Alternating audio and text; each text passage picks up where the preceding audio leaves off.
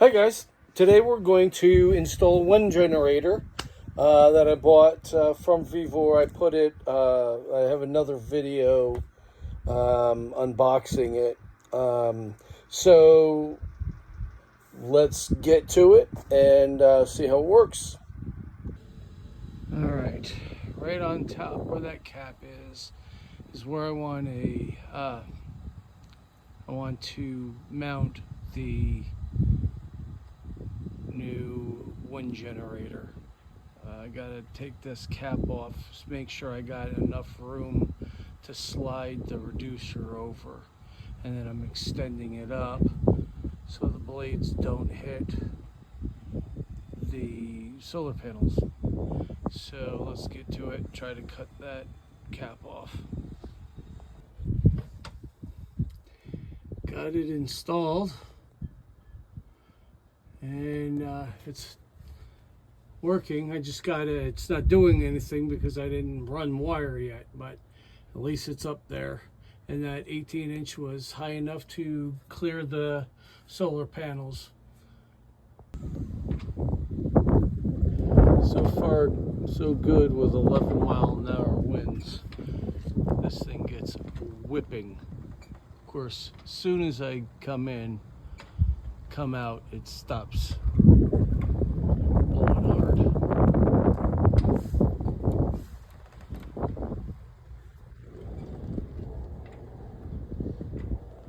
All right, well, I didn't video it because I couldn't hold the camera, but I ran, you see that white wire, I ran all the way through, up, and out to the fan. And, you know, I kind of measured it out, and I figured 50-foot spool would be just plenty. Well, I ended up using about 10 feet to put in a outlet in the V-berth, and now I'm like 8 feet short. So I just had to overnight a new piece of wire and splice it here, and it went through a channel in here, and it came out by my battery bank. So now I am getting it ready to go onto the charge controller, and then once I hook that up to the battery, then I will hook up the to the fan when it's not windy. I didn't want current from the fan. It's a very windy day today, so I didn't want the fan to send power through here while I'm hooking it up. So hooking up through the battery, and then to the fan.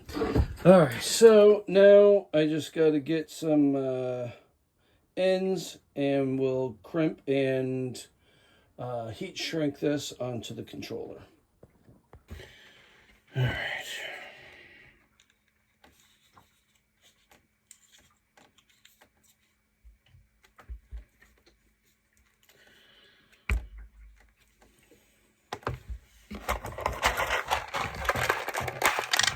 Oh, that's awesome.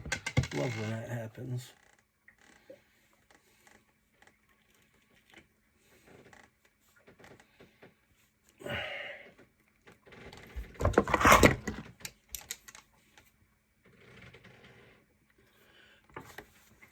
I have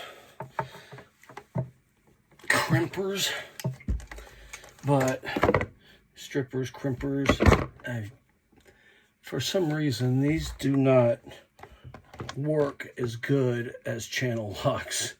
I put a pair of channel locks on these things, and man, that thing crimps right down. Pretty awesome. And they're tight. And it's cheaper than going out and buying one of those ratcheting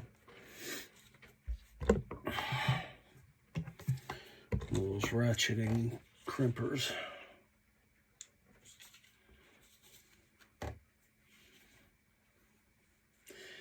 The only thing that sucks, I looked, I got Victron solar chargers, because, I'm trying to put everything Victron in there so they all talk together. But they don't make a charge controller for wind. These things are 3-phase, so there's 3 wires that go to these things. And but there's nothing built in these where I can monitor how much, what the charge rate is, and all that. So it's just like a guess. All right, these things are pretty long here, so I'm going to cut these down a little bit. There we go. And it doesn't matter what wires you have to what, they are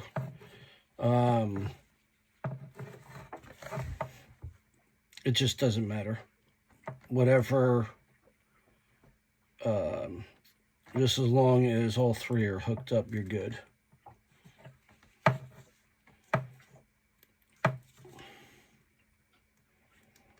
There we go.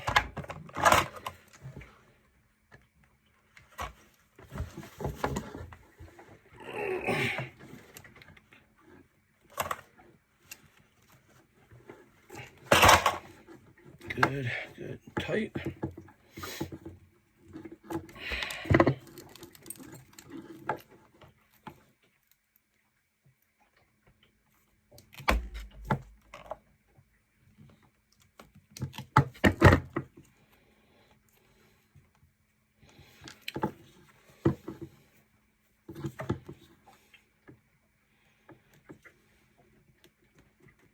Yeah, gotta cut off a little bit more.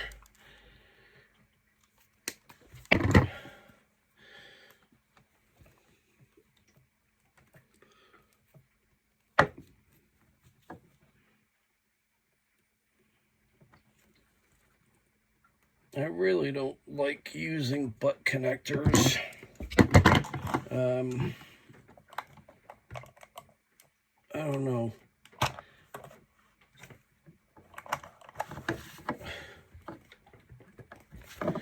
Just don't like it.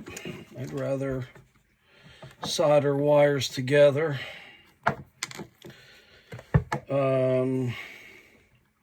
But it's always not possible. It's still going to be a little too long.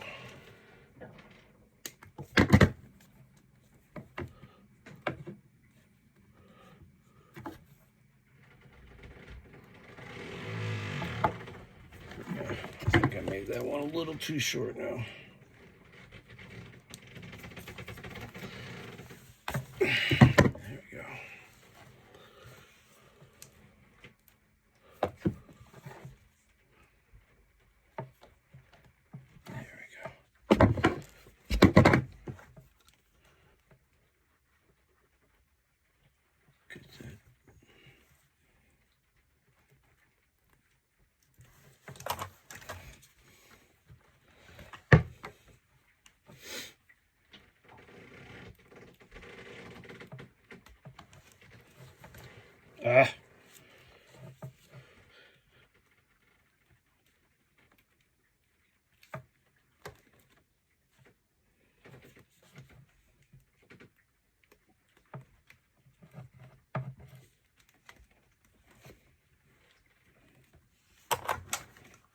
I'm going to have to get this ready because this thing pops out every time.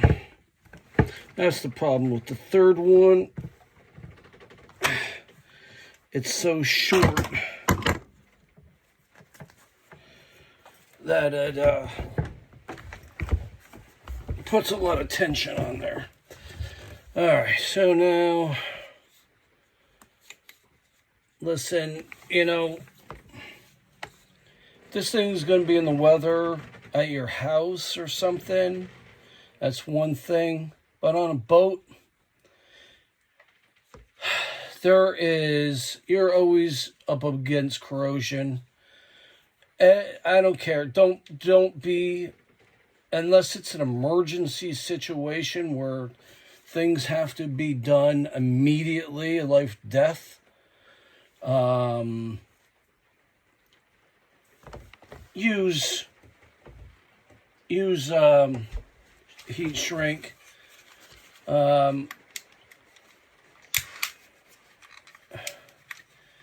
It's going to save you in the long run.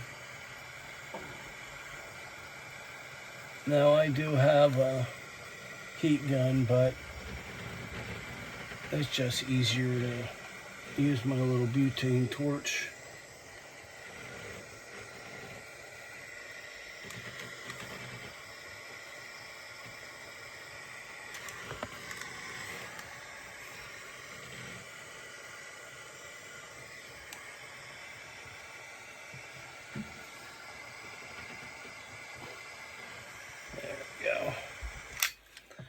There.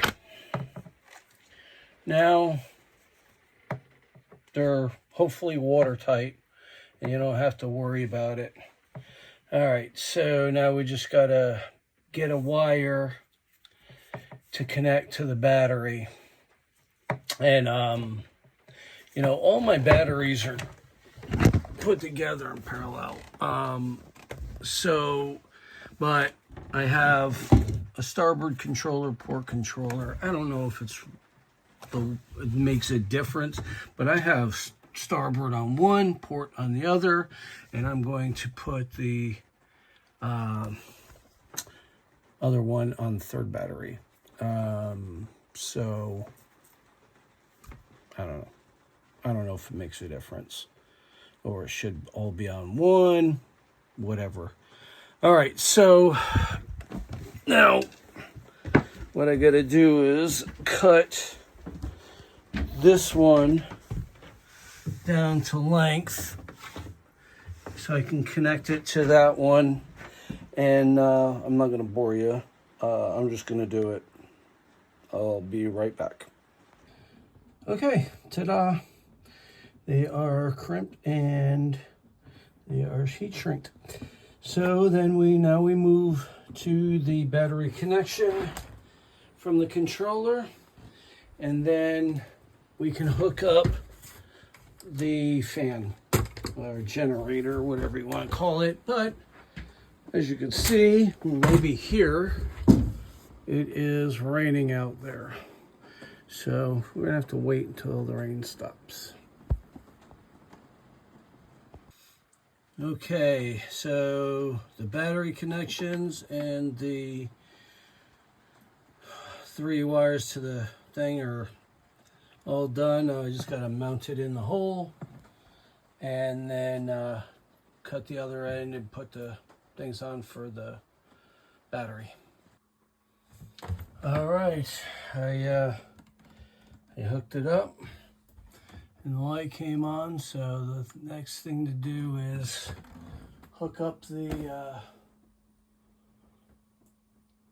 generator, and when it stops raining, it's nicer out. And then we'll start charging the battery. I put it upside down because you can't see the light otherwise. There's a battery light and then there's a charge light. So I'll be able to see if it's charging if the other light is on when I just lift up the panel. That's why it's upside down. All right, in between raindrops, I connected it and zip tied it so it doesn't come apart. I'm gonna obviously tighten it up a little better once the weather gets nice here this afternoon or tomorrow. But yeah, complete. So now we just got to wait for the wind and see if we're charging. But yeah, so that's about it for right now. And thanks for watching. If you have any questions on what I did or what equipment I have, just leave a comment. I will look in it and tell you what I did. Have a great day, and like and subscribe, please. It helps me and my channel. Thank you.